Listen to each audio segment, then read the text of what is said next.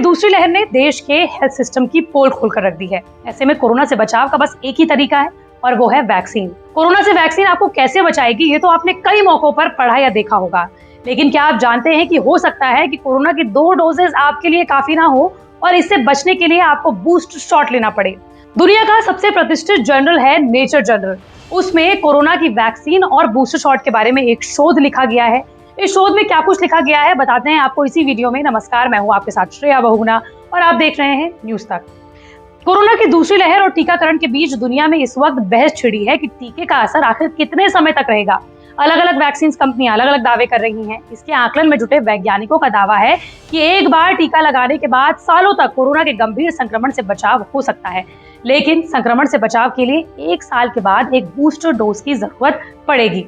Nature में प्रकाशित एक रिपोर्ट में कहा गया है कि वैज्ञानिकों का एक समूह कोरोना के 7 टीकों के क्लिनिकल ट्रायल के आंकड़ों पर अध्ययन कर रहा है, जिसका मकसद है टीकों में उत्पन्न रोग प्रतिरोधक क्षमता के दूरगामी प्रभावों का अध्ययन करना। इस शोध के कुछ 4 निष्कर्ष निकले हैं, वो आपको जान लेना चाहिए। पहला निष्कर्ष है कि टीकाकरण के 1 साल बाद न्यूट्रलाइजिंग एंटीबॉडी घटने लगेंगे, जिसके लिए टीके की 1 बूस्टर डोज लेना जरूरी होगा ताकि इन्हें फिर बढ़ाया जा सके। इससे संक्रमण से बचाव होगा। दरअसल न्यूट्रलाइजिंग एंटीबॉडी का मतलब यह है कि जब आपको वैक्सीन की 2 डोजेस दी जाती हैं, उसके बाद आपके शरीर में ऐसी एंटीबॉडीज पैदा होती हैं कि जब भी कोरोना वायरस आप पर हमला करेगा तो ये एंटीबॉडीज आपको बचा लेंगी, और अगर आप संक्रमित हो भी गए तो भी वो कोरोना के लक्षणों को बेहद कम कर देगा। इसी शोध का दूसरा निष्कर्ष ये है कि बिना बूस्टर डोज के भी टीकाकरण कई सालों तक कोरोना के गंभीर संक्रमण से आपको बचा लेगा। यानी कि एक बार टीका लगवा चुके लोगों को इसका संक्रमण होता भी है तो बेहद हल्का होगा। तीसरा निष्कर्ष है कि अगर टीके के बाद किसी व्यक्ति में न्यूट्रलाइजिंग एंटीबॉडीज कम भी हो जाती हैं, तो भी वो कोरोना के संक्रमण को रोकने में कारगर साबित होगा। और चौथा और आखिरी निष्कर्ष है कि अगर किसी टीके की प्रभावशीलता 50% है, तो भी उसे लगाने वालों में कोरोना संक्रमण से ठीक हुए व्यक्ति की तुलना में 80% कम एंटीबॉडीज बनती हैं, तो भी ये आपको काफी हद तक कोरोना से बचा लेगा। नेचर जर्नल में जो ये शोध छपा है, शोध के सह लेखक और सिडनी यूनिवर्सिटी के माइक्रोबायोलॉजिस्ट जेम्स स्ट्राइकर्स कहते हैं कि फाइजर मॉडर्ना के mRNA टीके ज्यादा एंटीबॉडीज उत्पन्न करते हैं, जबकि एस्ट्राजेनेका, जिसे कि हम कोविशील्ड नाम से जानते हैं, उसके टीके कम एंटीबॉडीज उत्पन्न करते हैं। लेकिन 1 साल बाद सभी में कमी आएगी और तब एक अतिरिक्त बूस्टर डोज की जरूरत पड़ सकती है। आपको ये बताते चले कि जो ये शोध है वो आगे वैक्सीनेशन की रणनीति बनाने में काफी अहम साबित हो सकती है। शोध के लेखक इंपीरियल कॉलेज लंदन के इम्यूनोलॉजिस्ट डेनियल अल्टमैन कहते हैं कि यह अध्ययन कोरोना टीकाकरण और शरीर की प्रतिरोधक क्षमता को लेकर भविष्य की रणनीति तैयार करने के लिए महत्वपूर्ण साबित हो सकता है। शोध के लेखक कहते हैं कि शोधकर्ताओं के लिए क्लिनिकल ट्रायल के आंकड़ों के आधार पर टीके के असर का आकलन करना मुश्किल नहीं है। हालांकि इस पर और गहन आंकड़े इकट्ठा करने की जरूरत है। आपको बताते चले कि जापान के योकोहामा सिटी विश्वविद्यालय के एक अध्ययन में दावा किया गया है कि जिन लोगों को कोरोना की बीमारी हुई थी, उनमें 1 साल बाद भी पर्याप्त एंटीबॉडीज पाई गई थी, लेकिन जिन लोगों में संक्रमण हुआ और लक्षण नहीं दिखे, यानी कि वो असिम्प्टोमेटिक थे, उनमें बेहद कम एंटीबॉडीज पाई गई। इसलिए ये कहा जाता है कि जो लोग भी असिम्प्टोमेटिक होते हैं वो ठीक होने के बाद टीका लगा ले। लेकिन अगर आप ये नहीं जानते कि बूस्टर शॉट आखिर होते क्या हैं, तो आपको वो भी जान लेना चाहिए। दरअसल बूस्टर शॉट बिल्कुल वैसा ही होता है जैसे कि आपने कोई कोर्स किया हो, लेकिन समय के साथ उसमें कोई अपग्रेडेड चीजें आ गई।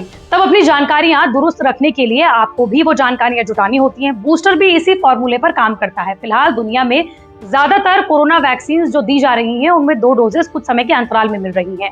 ये दोनों डोजेस मिलाकर प्राइम डोज बनाती हैं।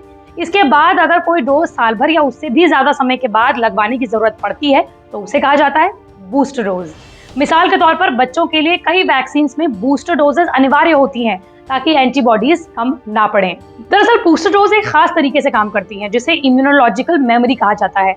हमारा इम्यून सिस्टम उस वैक्सीन को याद रखता है जो शरीर को पहले दिया जा चुका है। ऐसे में तयशुदा समय के बाद वैक्सीन की छोटी छोटी खुराक यानी बूस्टर का लगना इम्यून सिस्टम को तुरंत सचेत करता है और वो ज्यादा बेहतर ढंग से काम करता है।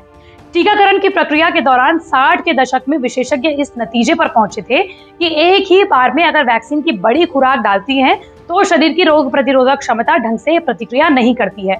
वहीं खुराक को अगर छोटे छोटे हिस्सों में कुछ समय के बाद दिया जाए, तो शरीर बेहतर ढंग से किसी वायरस या फिर बीमारी के लिए काम करता है। ये वैसा ही है जैसे एक बार में अगर आप ज्यादा खा लेते हैं तो आप बीमार पड़ जाते हैं, लेकिन अगर आप नियमित तौर पर थोड़ा थोड़ा खाएं तो वो आपके शरीर के लिए ज्यादा फायदेमंद साबित होता है। तो बूस्टर इसी तरीके से काम करता है।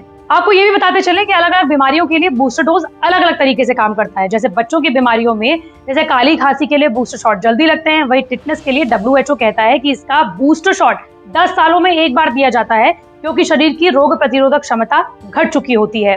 एक और स्थिति है जिसमें बूस्टर शॉट जरूरी है, जैसे कि अगर आप वायरस समय के साथ म्यूटेट होने लगे, जो कि कोरोना वायरस के साथ हो रहा है, यानी कि वायरस में नया नया बदलाव आ रहा हो, तब बूस्टर शॉट ज्यादा प्रभावी होता है, क्योंकि बूस्टर शॉट जब बनता है तो वो नए वेरिएंट के लिए भी बनाया जाता है और नए वेरिएंट को ज्यादा जल्दी से खत्म कर सकता है। और यही वजह है कि दुनिया के तमाम साइंटिस्ट का ये कहना है कि हो सकता है कि आने वाले समय में दुनिया के जितने भी कोरोना के खिलाफ वैक्सीन हैं उसमें बूस्टर शॉट लेने की जरूरत पड़ सके। कुछ समय पहले हमने वैक्सीन और उसकी प्रभावशीलता को लेकर एक वीडियो बनाया था, जहां आप लोगों ने ये पूछा था कि कोवैक्सीन का असर कितने दिनों तक रहेगा और भारत में जो वैक्सीन बन रही हैं उसका असर कब तक रहेगा। आपको बताते चले कि कोविशील्ड हो या फिर कोवैक्सीन हो, इसके बारे में कहा जा रहा है कि अगर एक बार आप वैक्सीन लगा लेते हैं तो आपके शरीर में रोग प्रतिरोधक क्षमता 8 से 2 साल तक रह सकती है, चाहे वो कोविशील्ड हो या फिर कोवैक्सीन हो। इसलिए अगर आपके शहर, कस्बे या फिर आपके गांवों में वैक्सीनेशन प्रोग्राम चल रहा है तो जरूर जाइए और वैक्सीन की दोनों डोजेज जरूर लगवाइए। मंडे टू फ्राइडे में इसी तरह की वीडियो आप तक आती रहूंगी। अगर आप भी किसी टॉपिक के बारे में जानना चाहते हैं तो कमेंट बॉक्स पर जरूर बताएं।